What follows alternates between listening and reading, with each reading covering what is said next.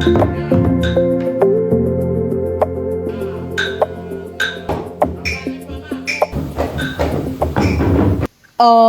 Swastiastu. Oh, Assalamualaikum warahmatullahi wabarakatuh. Shalom, namo buddhaya, salam sejahtera dan salam kebajikan bagi kita semua. Rahayu, rahayu, rahayu. Pada kesempatan yang baik kali ini, saya Nigede Dwita Putri Santi, Taruni tingkat 2, sebagai moderator akan memandu acara yaitu kegiatan wawancara dengan tema Harmoni Kepemimpinan dalam Ragam Kreasi dengan judul Seni Memimpin, Memimpin Lewat Seni. Hari ini kami berkesempatan mewawancarai salah satu tokoh seni sekaligus ketua sanggar yang terletak di kota Denpasar. Terima kasih banyak kepada Bapak karena telah meluangkan waktu untuk bertukar dan berbagi pengalaman serta inspirasi kepada kami. Sebelum memulai, izinkanlah saya untuk memperkenalkan anggota kelompok kami. Di sebelah kanan saya terdapat Erlangga Taruna tingkat 2, Septa Adi Gunajaya Taruna tingkat 3, Anakin Barata Taruna tingkat 3, terdapat Satyayana Taruna tingkat 3, dan Angger Taruna tingkat 2. Baik, sebelum memulai, waktu dan tempat saya persilakan kepada Bapak untuk memperkenalkan diri lebih lanjut. baik, terima kasih kesempatannya. Kenalkan, nama saya Iwayan Gede Putra Wirawan, SSN.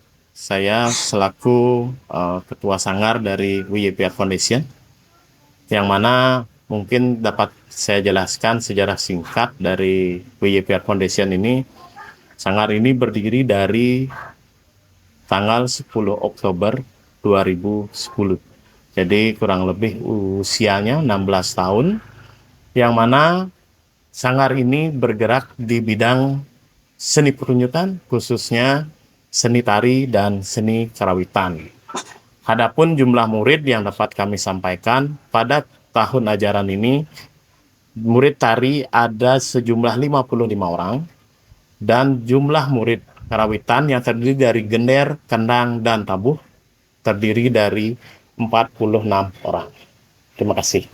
Baik, karena narasumber dan kelompok kami sudah memperkenalkan diri, kami bisa mulai kegiatan wawancara dimulai dari pertanyaan pertama. Baik, mohon izin Bapak untuk pertanyaan pertama. Bagaimana awal mula Bapak terjun ke dunia kesenian ini hingga akhirnya dipercaya menjadi seorang pemimpin di bidang kesenian? Baik, kami ceritakan sedikit awal ketertarikan pada dunia seni ini dimulai dari umur 5 tahun. Saat usia 5 tahun itu saya secara pribadi sudah sudah diarahkan, tapi pada saat itu di bidang tari.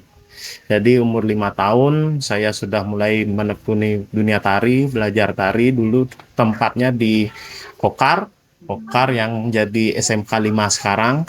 Jadi dari umur 5 tahun sampai umur 7 tahun saya belajar nari di Kokar. Selanjutnya pindah ke Sanggar Printing Mas. Dari umur 7 tahun itu sampai kelas 2 SMP, kurang lebih 14 tahun ya, 14 tahun, 15 tahun belajar tari. Selanjutnya baru mulai mengenal dunia perawitan, belajar kendang. Dari umur 15-an itu ya sampai sekarang saya lebih fokus ke dunia perawitan. Jadi setelah belajar kerawitan, belajar berorganisasi juga, yang mana didapat dari saat SMP mulai jadi ketua ekstra, mulai lagi lanjut ke SMA. Kebetulan saya bersekolah di Trisma. Di situ memang benar-benar dilatih bagaimana kita berorganisasi, bagaimana kita menghandle teman-teman, dan seninya memimpin, ya begitu ya, sesuai tema kita, seninya memimpin.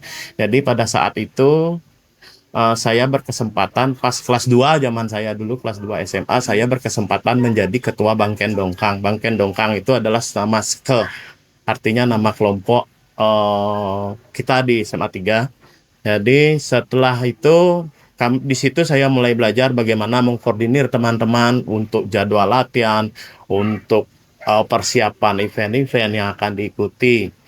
Nah, setelah itu berlanjut ke kenapa ketertarikannya untuk mendirikan sanggar ini dan dipercaya menjadi ketua itu. Karena berdasarkan pengalaman tadi itu, setelah mengikuti kegiatan artinya menjadi ketua di Bangken Dongkang, akhirnya saya memberanikan diri untuk mengajak teman-teman itu mengikuti lomba di luar event sekolah. Jadi saya merekrut teman-teman, saya ajak mereka berdiskusi bagaimana kalau kita ikut event ini. Kalian siap enggak? Kalau siap, saya yang akan mengatur semuanya. Akhirnya teman-teman setuju.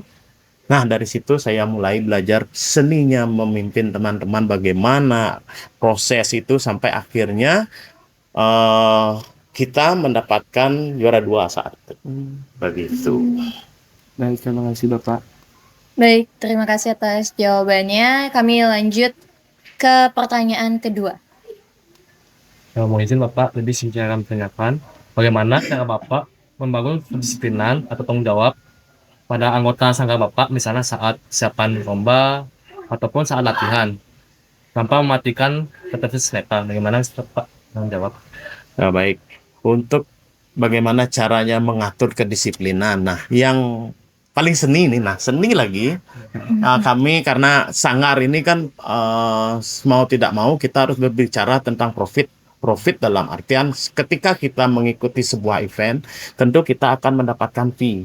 Nah, jadi cara saya mendisiplinkan anak-anak itu, artinya rekan-rekan kita itu tidak dengan hanya memberikan waktu, umpama latihan jam 7, kita share-nya jam 6 begitu. Tidak hanya seperti itu. Yang saya terapkan adalah sistem fee kehadiran. Jadi umpama kita latihan 10 kali, fee-nya berapa? Uang hadirnya berapa? Umpama 50.000. Ketika dia tidak hadir 1 atau 2 kali, otomatis itu akan terpotong fee-nya. Kalau dia tidak loyalitas, selanjutnya loyalitas yang kita gunakan. Umpama mengangkut gamelan atau apa, ketika mereka tidak mengangkut gamelan, jadi ada pemotongan juga. Jadi ketika mereka mengikuti semua regulasi yang kita jalani ini, otomatis fee mereka yang paling banyak. Setelah mengetahui fee dari teman-temannya itu banyak, otomatis ekosistem atau kedisiplinan ini mulai terlatih mereka. Tidak kita tutup pungkiri, memang maaf saja, fee adalah segalanya kan, apalagi ketika kita sudah mulai berhenti, artinya selesai sekolah dan sebagainya, otomatis teman-teman butuh itu. Jadi dengan sistem yang saya terapkan seperti itu, Astungkara, teman-teman semua sudah bisa mulai disiplin dari sistem yang saya terapkan itu. Baik, terima kasih kembali atas jawaban yang telah Bapak berikan kepada kami. Kami lanjutkan lagi ke pertanyaan ketiga. Baik, sebelumnya mohon izin Bapak. Jadi di sini saya akan mempertanyakan, di era modern saat ini, apa tantangan terbesar bagi Bapak dalam memimpin sebuah lembaga seni? Bagaimana cara Bapak mengajak generasi muda agar tetap tertarik kepada kesenian ini? Baik, jadi tantangannya sebenarnya sih tergantung kok kita. Kalau saya sih justru merasa terbantu. Kalau saya secara pribadi dengan era digital, dengan era multimedia seperti ini, saya pribadi sangat terbantu. Satu, untuk promosi ya. Karena terus terang saja kami menawarkan produk-produk dari sanggar kami ini melalui sosial media, yaitu Instagram, TikTok, seperti itu. Artinya platform yang masih gratis. Selanjutnya untuk dalam pengajaran tentu juga kami terbantu, seperti halnya ketika mengajarkan kendang. Mengajarkan kendang kita perlu tempo. Ketika kita menggunakan media konvensional, kita harus memainkan instrumen lagi untuk memberikan anak-anak itu tempo. Belum kita mengajar, jadi membutuhkan effort yang luar biasa, butuh personil lagi kan begitu. Jadi untuk saat kebelakangan ini saya mulai menggunakan metronom yang sudah ada di smartphone kita. Metronom, habis itu ketika saya membutuhkan sebuah musik untuk pengiring mereka dalam memainkan kendang, saya sudah juga menggunakan YouTube atau mungkin Spotify atau platform yang ada musiknya itu. Jadi intinya sih kalau menurut saya ketika eh, era digital itu dimanfaatkan dengan baik dan benar, maka kita akan mendapatkan dampak positif yang luar biasa gitu. Jadi bagaimana kembali ke diri kita, bagaimana kita bisa memanfaatkan era digital itu. Begitu. Terima kasih. Baik, terima kasih kembali Bapak. Baik, kami lanjutkan dengan pertanyaan keempat, Bapak. Mohon izin Pak, menurut Bapak nilai kepemimpinan apa yang paling berharga yang bisa dipelajari dari sebuah proses berkesenian? Baik, jadi proses kepemimpinan yang paling yang didapat dari berkesenian itu sebenarnya yang tanpa kita sadari, seniman itu memiliki sensitivitas rasa yang tinggi. Sensitivitas rasa yang tinggi itu kita peroleh dari satu saat penggarapan, saat kita berkomposisi, saat kita membuat sebuah iringan musik, atau kita kalau di Bali kita membuat gending.